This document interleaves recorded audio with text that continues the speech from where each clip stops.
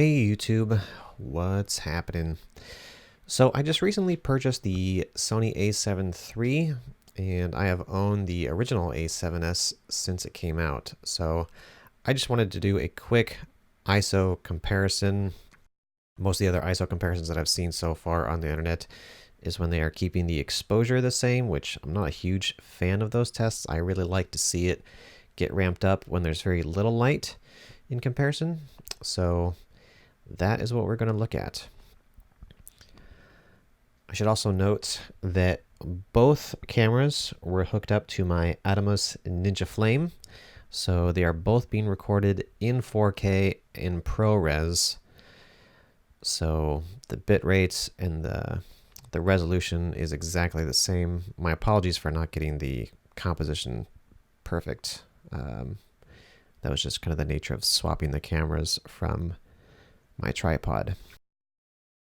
But other than that, all the settings are the same, and you can clearly see that even at ISO 3200, the A7S, or sorry, the A7 III is hands down cleaner. ISO 5000 here, 6400. Again, the shadows much cleaner, much less color noise in the shadows than the new A7 III, despite it having nearly twice as many pixels on the sensor. I say that the A7 III beats the original A7S hands down at low ISOs and at the high ISOs. And I shoot weddings on a regular basis. I've never even had to shoot up to 25,600. So even though it's nice to have these high ISOs, I've never actually had to use them for a paid gig.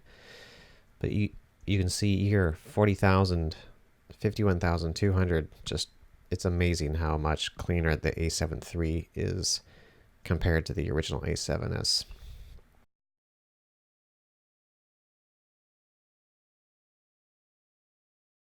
And here you can see at 102,400 just the huge difference in the noise in the shadows.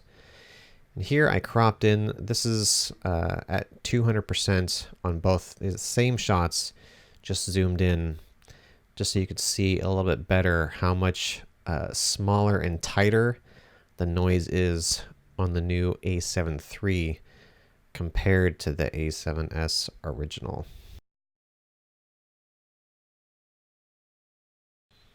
Much less noise, much smaller noise, you know, and for lack of a better word, organic, I suppose, on the A7 III versus the original A7S.